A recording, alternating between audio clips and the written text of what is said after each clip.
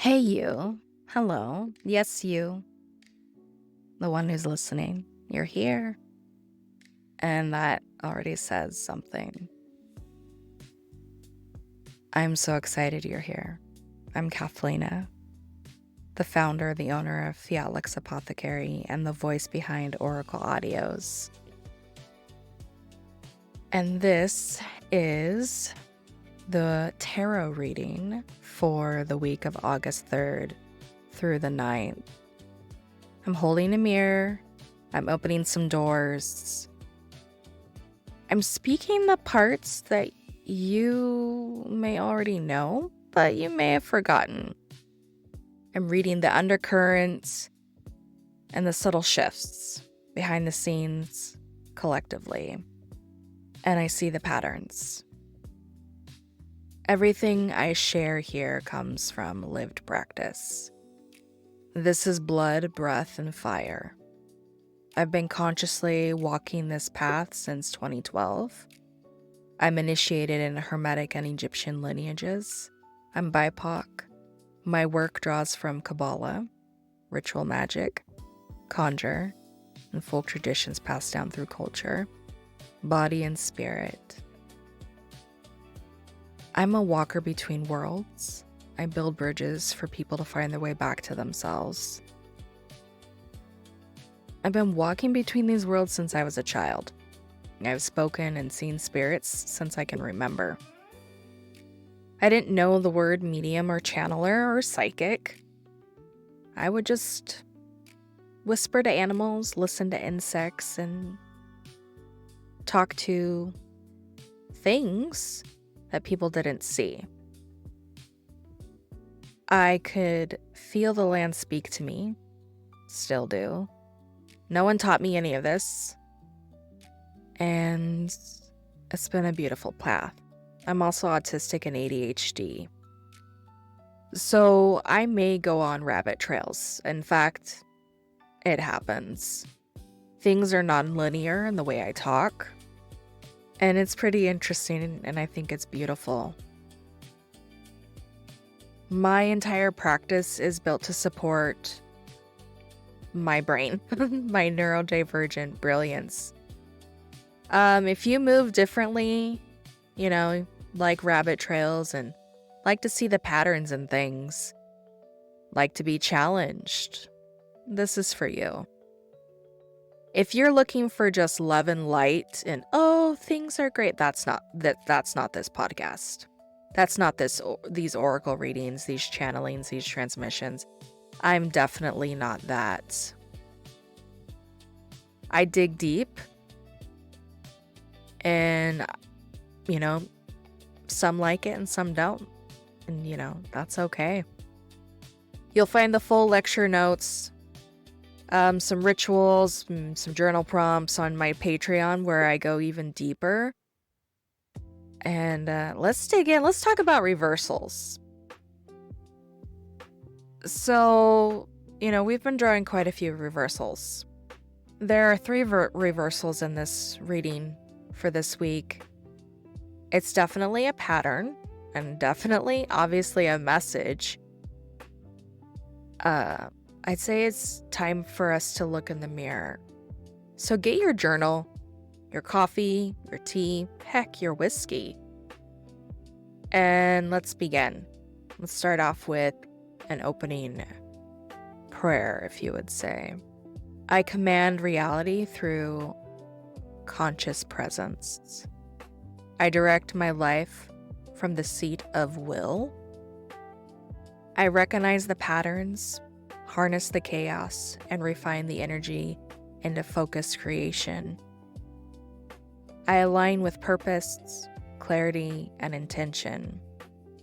This week, I act as the architect of experience. This message finds those ready to activate their personal power. We are the key, we are at cause, and we are now. So I want you to imagine that you are sailing on a boat with no motor. It's just you and the current and the compass in your hands. But lately, the compass feels off. The map doesn't match the current or the terrain. The stars look the same, but something beneath you is shifting. That's what these reversals are. Things are shifting. Now, also remind you that we are still in Mercury retrograde. So a lot of this can contribute to that. I'd say it's not setbacks, it's just refinement, it's correction, it's realignment. These cards are asking you, are you navigating from habit? Like just the habitualness? Or like, would you say like autopilot kind of thing? Or from your divine will where you're consciously doing this? You're like, I'm in it. So this week's not about just pushing forward to push forward. Okay? Time to just reassess, check the instruments, remember your true north. So remembering your why. We talk about this in Kabbalah, the 5 questions. Who am I? What am I? Where did I come from? Where am I going? And what is my purpose? And the one that doesn't move, even when everything else does. What is that? Okay? Your true north. So the first card is the Page of Wands reversed. So Page of Wands, as Earth of Fire, represents the initial spark of passion-seeking form. It's the raw, youthful energy of desire. Not yet disciplined, not yet refined. So think of like, I get the image of kind of like a kid in a candy store. You're just like super excited. Woo! But when reversed, this page shows that your creative fire may be burning beneath the surface, unable to break through due to misalignment in your environment, your body, and your belief system. So there's some kind of cognitive dissonance. So in Kabbalah, in the Tree of Life, this page, I would say, belongs in Malkuth, the sphere of embodiment, because it's having difficulty landing. And this could be because of Mercury retrograde. Like, are things not landing? And this reversal is asking, are you truly living your fire? Or are you collecting sparks that never land? And when we talk about this in Kabbalah, we're also like looking at the fruits, because the fruits of the tree. So do you have a lot of seeds that just sputtered out? And that's okay, because sometimes, the soil isn't the best. So what dissonance is there? It's not that you're lacking inspiration. It's about rooting that inspiration with ritual into movement and into your reality, like how you're going about it. And maybe what you've always done, it doesn't get you to the next level.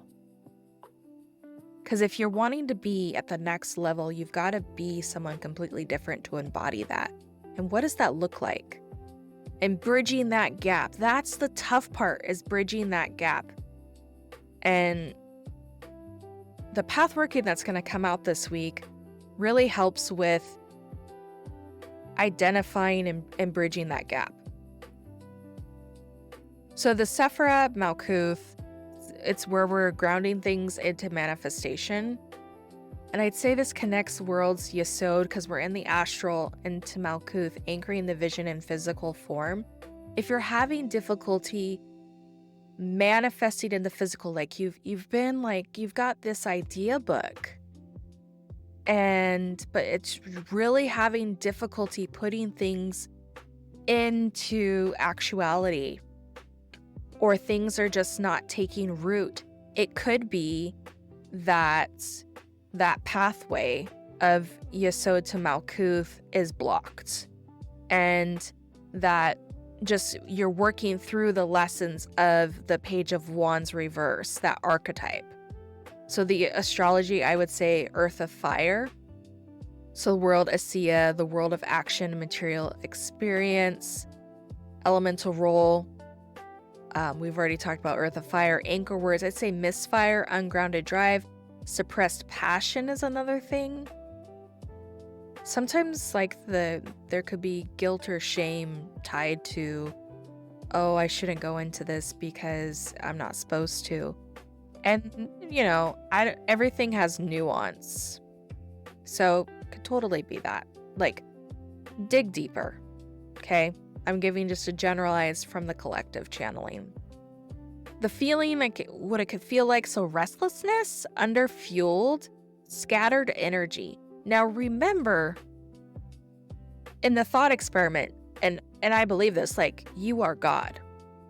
So God can, we can do anything, but it's really, we're here on this training ground, so to speak, this planet Earth. If you can do anything within this reality, now remember there's still the sociological lens, and we have class stratification. So looking at the energy, what we focus on grows. And if you're focusing on everything, is everything going to grow? And that's just a question that just is being flown through. Or focus on a few things, and what is the next step? Okay, what is the next step to get you to the next step? All right? You may not know everything, but what do you need to know right now to get you to working through this archetype? Because Malkuth is teaching that all fire must be embodied to transform reality. When reversed, this card is warning that inspiration without integration burns out before it ignites anything lasting. So what is the next thing that you need to embody to fill the gap? And also fire, this fire needs a vessel without structure. As a neurodivergent person who's ADHD and autistic, I can say I have a tenuous relationship with structure. I love it, and also I don't love it. So without structure, passion can just become self-consuming, where it's ethereal and it's not manifesting. This reversal, it's inviting to return to the structure, return to the ritual, to ground your will into the world. And I'm gonna say, work with Saturn. It's not in my notes, but it makes sense to work with Saturn. Getting that constriction, working with Gevura, and again, you would then have to coincide working with Tiferet and Hesed to really work on the upper triangle to ground things in. With the entities, I'd say, so Sandalphon for grounded expression, Haniel for creative alignment, and for people that want to work with the older gods that were then put in the Ars Goetia, Belial. And I can go off on a whole podcast about all of that. It's really interesting. So the affirmation, I channel my passion through ritual, presence, and grounded devotion. Anchoring prompts. When passion is asking to be embodied, not just envisioned. What passion is asking to be embodied, not just envisioned? Where am I avoiding structure that would support my fire? What does it feel like in my body when I'm fully aligned with what I desire? And so the second card was the Wheel of Fortune reversed. So the Wheel of Fortune is a major arcana, and it is part of the Path of Kaf, and I can be mispronouncing that, the open palm. This path connects Hesed, which is mercy, to Netzach, which is victory on the Kabbalah tree of life. And I'd say like it's ruled by Jupiter, the planet of expansion, timing, and divine orchestration. So it's interesting that this card was pulled after the Page of Wands reverse, which is all about structure, and then you have this expansion. So when reversed, the wheel, it's not signaling failure, I wouldn't say, because we're on this training ground. So if you're learning from your experiments, is it a failure? It reveals resistance to the flow of fate. You're not being punished. Again, we talked about in the opening parable, so refinement and recalibration. This is like a cosmic course correction. And it's coming from spirit. I'd say the anchor words: surrender, divine timing, expansion, paused, feeling humbled, slowed, called. So Hesed wants to give in Kabbalah, and Netzach wants to win. Kaf holds the tension, teaching you to pause long enough to receive the timing that's actually aligned. Hermetic insight: the hand that grasps is missing the gift. The hand that's open to receive receives the gift. You're not being delayed like we keep talking about. It's about timing. All right, timing. And so the entities, I'd say Raziel, keeper of secrets. And I'd say, I know that this is going to be controversial, but I'd say Lucifer, the light bringer. And again, I need to go into a podcast about all of this stuff, because I've started really talking about what people would be considering like left-hand path stuff, when there are so many different practitioners in the community. And two, I've been doing tons of research on how these in different religions influenced what is taught in ceremonial magic. And it's been really interesting. So Lucifer, the bringer of inner light, and I'd say like the Venus morning star. Can go more into that later.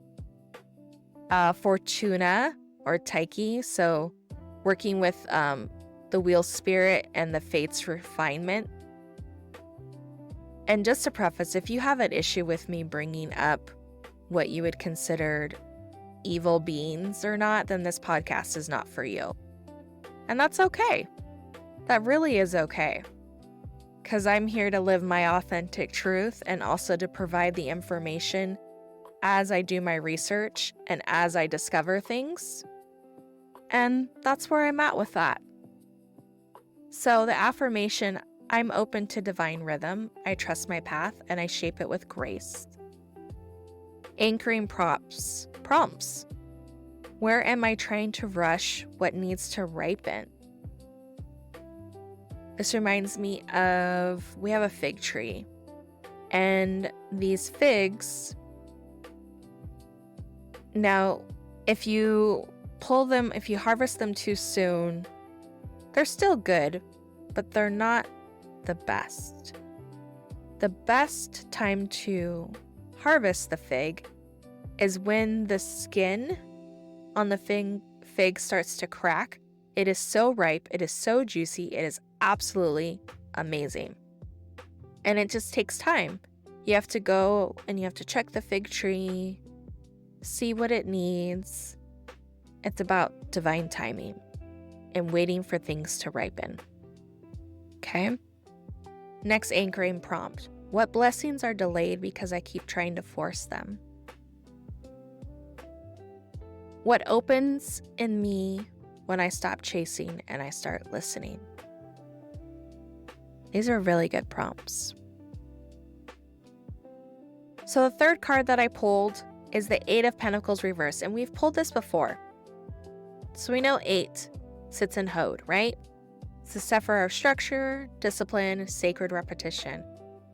This is where you're honing the craft, where you're perfecting the ritual, where you learn through doing. So when it's in reversed, and we talked about this before, the sacred becomes grind, burnout, or perfectionism. Instead of learning through practice, you may be exhausting yourself through patterns that no longer serve you. It's not saying to stop working, it's saying to work differently, okay? Just work differently. Remember, if you want to get to that next level, you gotta think different. You gotta do it different, because if you keep doing the same thing you've been doing, you're going to get the same thing, okay?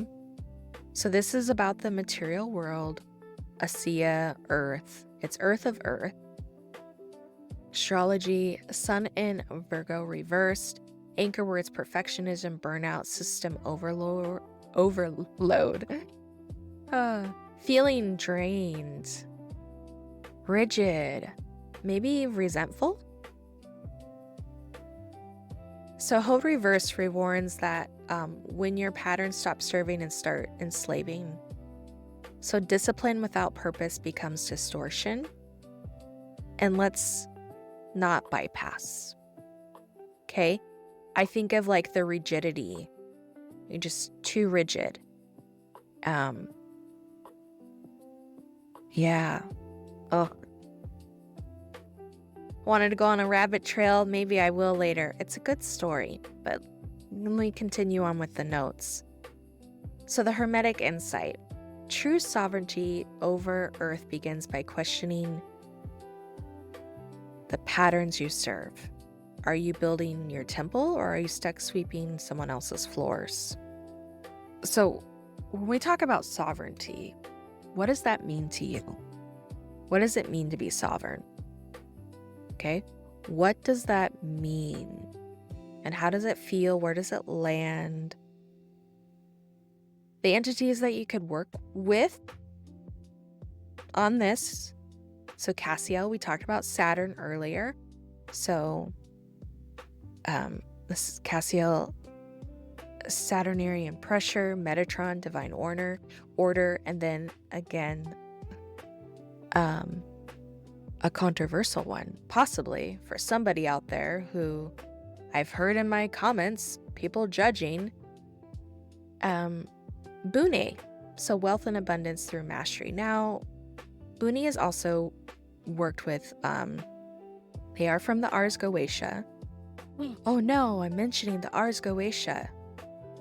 A lot of these entities from my research are actually old gods that then were encapsulated and worked through the Ars Goetia and demonized, so to speak. I am going to be creating a podcast on this because there's a lot of judgment,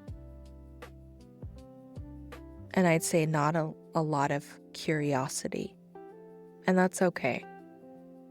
I'm here to be myself. So again, Bune for wealth and balance through mastery. Affirmation, I choose structure that honors my purpose. I evolve my work through sacred rhythm. Anchoring prompts. Where am I being loyal to systems that no longer nourish me? And the system can also be like people, places, and things. Do you have a group of friends that just they're not there for you, they don't hype you up, they may even talk trash about you, but you're still friends with them?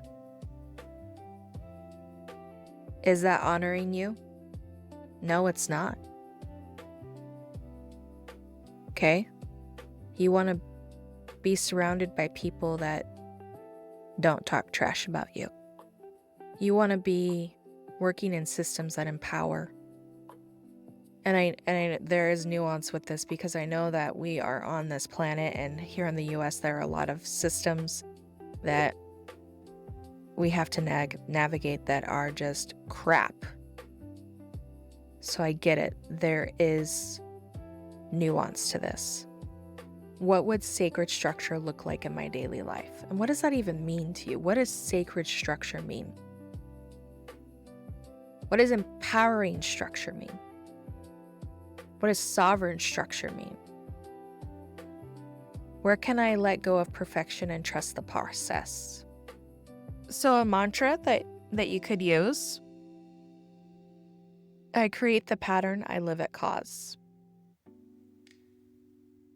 So a ritual tool would be looking at the Wheel of Fortune tarot card with your eyes open for 30 seconds, and then closing your eyes and meditating on that.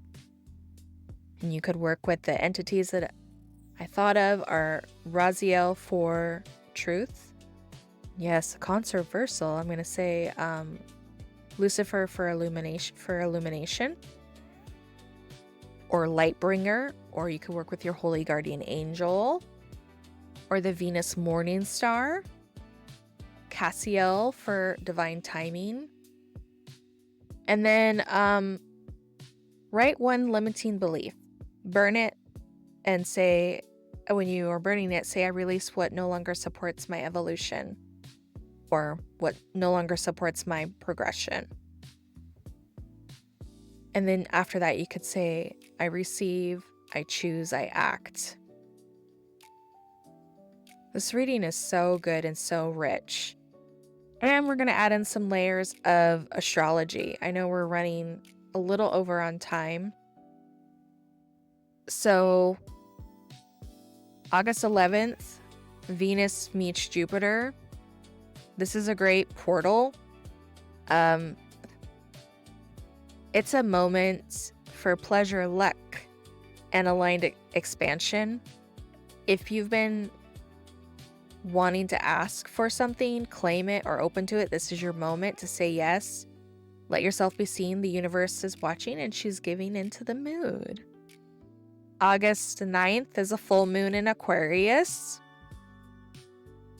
Very exciting. August 15th is the last quarter in Taurus. August 27th is the new moon in Virgo. August 30th is the first quarter in Sagittarius. And then we have the Mercury stations direct on August 11th. That's exciting. Who's ready? And then Mercury leaves its post-retrograde shadow August 25th. Whew. It's a great upcoming stuff. And so if you're looking for deeper support, or if you've got questions, you can always email me your questions. I also offer deeper support for ritual work. I do some group rituals. I also do one-on-one. I also create spelled ritual candles, magical perfumes, do distance healings. I do readings. You can find that at Fiat Lux Apothecary. And if you've been enjoying this Oracle audio, or even if it's triggered you and you just want to tell me about it, drop a comment. You can find me on YouTube and Patreon. Also have path workings and I have meditations. Feel free. Please do subscribe. Seriously, subscribe. Seriously, comment. Let's boost the algorithm. Let's grow the channel. I'm excited to see where things are going as I continue to find my voice and to honestly grow in courage to talk about the things I want to talk about. It's a beautiful thing doing this podcast. So let's close this out with a good old activation. You activate the path by walking it, by showing up, by doing the work, by your will alone. You refine your destiny with every breath, with every choice.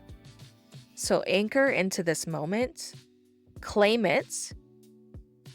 Only you can create what you bring forth. So bring it forth, anchor it, and own it. And until next time, live life at cause. Enjoy the moment, find good and beauty, help people out, help yourself out, and enjoy, seriously, just living in the moment.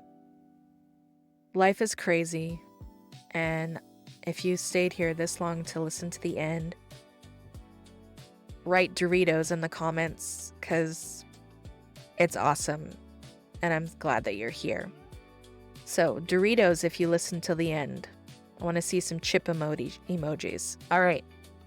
Toodles.